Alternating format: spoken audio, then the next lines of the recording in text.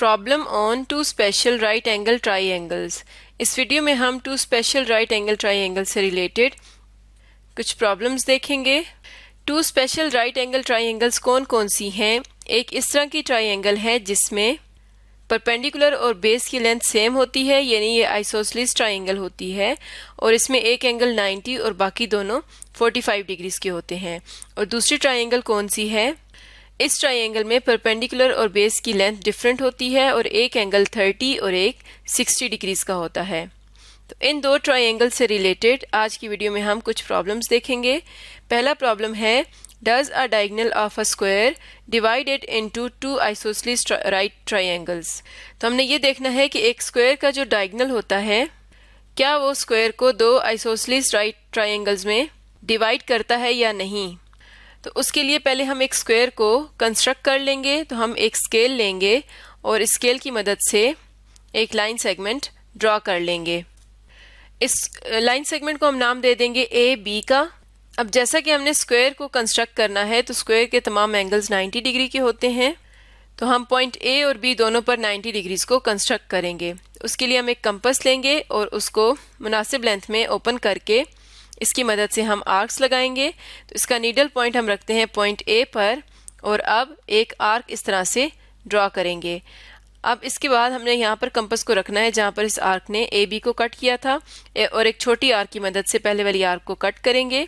उसके बाद अब इस पॉइंट पर कंपास को रखकर एक और आर्क ड्रॉ करेंगे। तो ये हमें जो सेकंड आर्क हमने लगाई है ये हमें 120 डिग्रीज का एंगल देती है, और पहले वाली ये जो आर्क थी ये हमें 60 डिग्रीज का एंगल देती है। तो हमें 90 डिग्री कंस्ट्रक्ट करना है, तो हम 60 और 120 के दरमियान में बाइसेक्शन करेंगे। तो हम पहले इस पॉइंट पर कंपास का मेटल पॉइंट रखेंगे और एक आर्क ड्रॉ करेंगे। इसके बाद 120 वाले पॉइंट पर कंपास को रखेंगे और एक आर्क ड्रॉ करेंगे जो पहले वाली आर्क को कट करेगी। अब हम जिस पॉइंट पर इन दोनों आर्क्स ने एक दूसरे को कट किया है, इस पॉइंट को पॉइंट ए से ज्वाइन करते हुए एक रे ड्रॉ करेंगे। हम इस तरह से स्केल रखकर एक रे ड्रॉ कर लेते हैं और इस रे को हम नाम दे देते हैं ए एक्स का। इसके बाद इसी तरह हमने 90 डिग्रीज का एंगल बी पर भी कंस्ट्रक्ट करना है। अभी तक हमने पॉइंट ए पर 90 डिग्री के एंगल को कंस्ट्रक्ट किया है। हम कंपास लेते हैं और पॉइंट बी पर इसका मेटल नोक रखेंगे और एक आर्क ड्रॉ करेंगे इस तरह से। अब हम कंपास का नीडल पॉइंट यहाँ रखते हैं और एक छोटी आर्क की मदद से पहले वाली आर्क को कट कर लेंगे, और इस आर्क ने जिस पॉइंट पर पहले वाली आर्क को कट किया है उस पर हम कंपास को रखकर एक और आर्क ड्रॉ करेंगे जो पहले वाली आर्क को कट करेगी। अब इन पॉइंट्स पर कंपास को रखेंगे और दरमियान में 60 और 120 के दरमियान में बाइसेक्शन करेंगे ताकि हमें 90 का एंगल मिल जाए। तो हम एक आर्क यहाँ लगाएंगे और इसी तरह इस पॉइंट पर कंपास को रखते हुए एक आर्क लगाएंगे जो पहले वाली आर्क को कट करेगी। तो अब इन आर्क्स ने एक दूसरे को जिस पॉइंट पर कट किया है इस पॉइंट को बी से मिलाते हुए एक रे ड्रॉ करते हैं। इस तरह से हम स्केल रखेंगे और पॉइंट बी को इस पॉइंट से मिलाते हुए एक रे ड्रॉ करेंगे। और जैसा कि स्क्वायर की तमाम साइड्स की लेंथ बराबर होती है, तो जितनी हमने ए बी ड्रॉ की थी इतनी ही बाकी साइड्स को रखना है। तो हम एक कंपास लेंगे और इसकी मदद से ए बी को मेजर कर लेंगे। तो इस तरह से हम ए बी जितना कंपास को खोलकर अब रे ए एक्स पर कंपास को इस तरह से रखेंगे कि उसका नीडल पॉइंट ए पर आ जाए। तो एक आर्क की मदद से इस रे को कट करेंगे। इसी तरह इतनी ही लेंथ रखते हुए हमने कंपास का नीडल पॉइंट बी पर रखना है और एक आर्क की मदद से इस रे को भी कट कर लेना है। जिस पॉइंट पर पहले वाली रे को इस आर्क ने कट किया है इसको कह देते हैं डी और इस पॉइंट को कह देंगे सी। अब हम पॉइंट डी और सी को ज्वाइन कर देंगे। तो हम स्केल रखेंगे और पॉइंट डी और सी को ज्वाइन कर देंगे। तो ये हमारे पास एक स्क्वायर आ जाएगा। अब हमने देखना है कि इसका अगर हम डायगोनल ड्रॉ करते हैं तो क्या वो इस स्क्वायर को आइसोसेलेस राइट ट्राइंगल्स में डिवाइड करता है या नहीं। स्क्वायर की तमाम साइड्स की लेंथ बराबर होती है। इसका डायगोनल क्या होगा? जब हम इसके ऑपोजिट वर्टिसेस को ज्वाइन करेंगे एक लाइन सेगमेंट से तो हमें एक डायगोनल मिल जाएगा। जैसे अगर हम बी और डी को ज्वाइन करें या ए और सी को एक लाइन सेगमेंट से ज्वाइन करें तो ये हमारे पास एक डायगोनल आ जाएगा। तो हम पॉइंट ए और सी को ज्वाइन कर लेते हैं, तो ये हमारे पास एक डायगोनल आ गया है ए सी।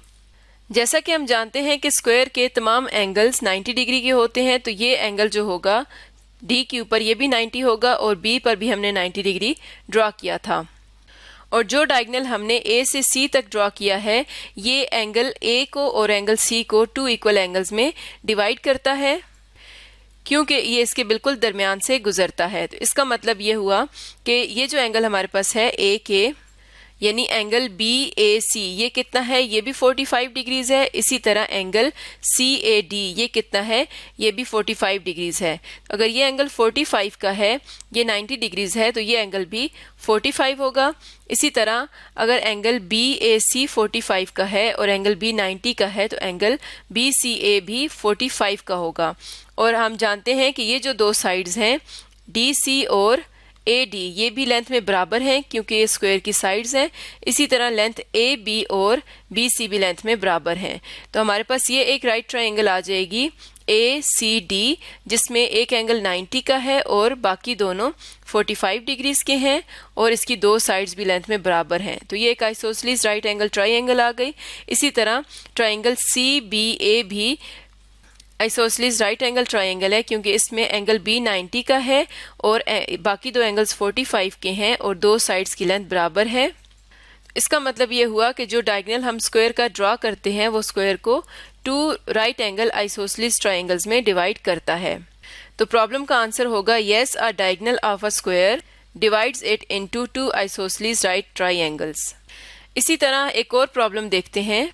नेक्स्ट प्रॉब्लम है, does the altitude of an equilateral triangle divide it into 2 triangles with angles 30, 60 and 90 degrees। यानी अगर हमारे पास एक इक्विलेटरल ट्रायंगल हो और उसका हम अल्टीट्यूड ड्रॉ करें तो क्या उसका अल्टीट्यूड उसको ऐसी ट्रायंगल्स में डिवाइड करता है जिनके एंगल्स 30, 60 और 90 डिग्रीज हों। तो इसके लिए पहले हम एक इक्विलेटरल ट्रायंगल को ड्रॉ करेंगे। तो एक स्केल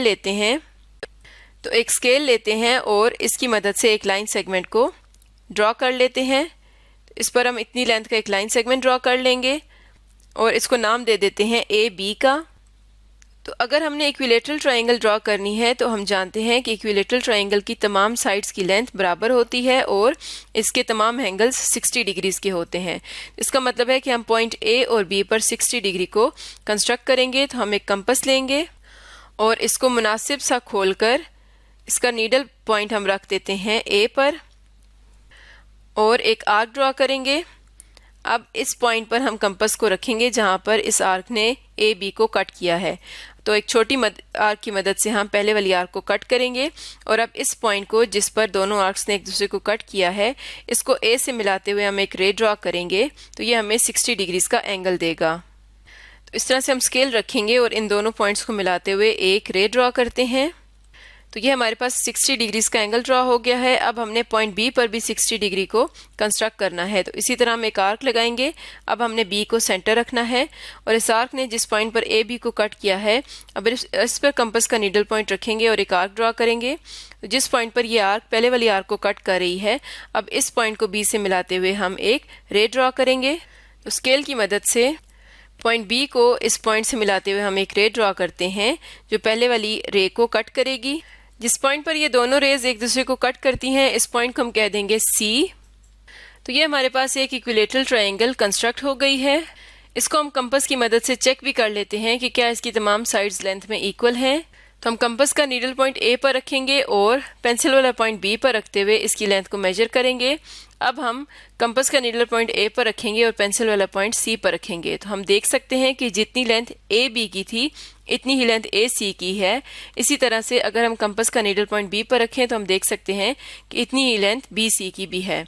इसका मतलब यह है कि ए बी सी एक इक्विलेटरल ट्रायंगल है। तो अब हमने इस ट्रायंगल का अल्टीट्यूड ड्रॉ करना है। तो अगर इसकी बेस हम ए बी ले लें तो इसके सामने वाला वर्टेक्स है सी। तो हमने पॉइंट सी से इसका अल्टीट्यूड ड्रॉ करना है, यानी हमने एक ऐसा परपेंडिकुलर ड्रॉ करना है जो कि इसको बाइसेक्ट भी करेगा। तो इसके लिए हम कंपास लेते हैं और कंपास का नीडल पॉइंट सी पर रखेंगे और अब हमने इसको इतना खोल लेना है कि सामने वाली बेस पर ये आर्क्स ड्रॉ कर सके। तो इस तरह से हमने एक आर्क लगानी है जो ए बी को 2 पॉइंट्स पर कट करेगी।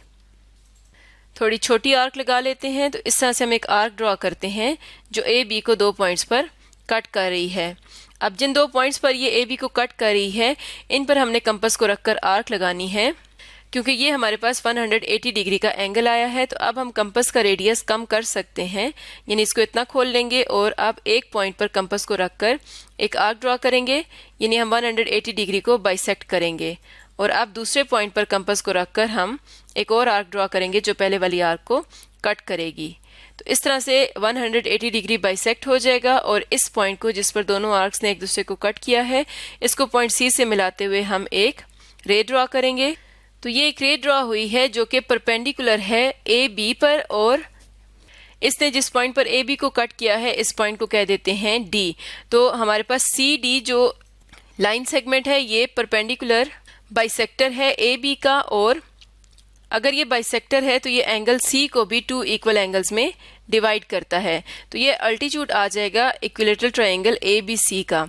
तो जैसा कि हमने बात की कि ये अल्टीट्यूड एंगल सी को 2 इक्वल एंगल्स में डिवाइड करता है, इसका मतलब ये है कि एंगल ए सी डी कितना होगा 30 डिग्रीज, इसी तरह एंगल डी सी बी कितना होगा 30 डिग्रीज। और ये इक्विलेटरल ट्रायंगल थी, इसका मतलब ये है कि एंगल ए 60 है और एंगल बी भी 60 है। तो हमने देखा कि अगर हम एक इक्विलेटरल ट्रायंगल का अल्टीट्यूड ड्रॉ करते हैं तो वो इस ट्रायंगल को 2 इक्वल ट्रायंगल्स में डिवाइड करता है जिनके एंगल्स हैं 30, 60 और ये वाला एंगल कितना होगा 90 डिग्री। क्योंकि ये हमने परपेंडिकुलर ड्रॉ किया था तो ये 90 डिग्रीज का एंगल ड्रॉ होगा।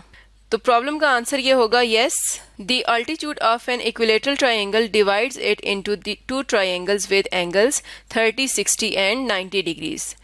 तो आज की वीडियो में हमने 2 स्पेशल राइट एंगल ट्रायंगल से रिलेटेड कुछ प्रॉब्लम्स को सॉल्व किया।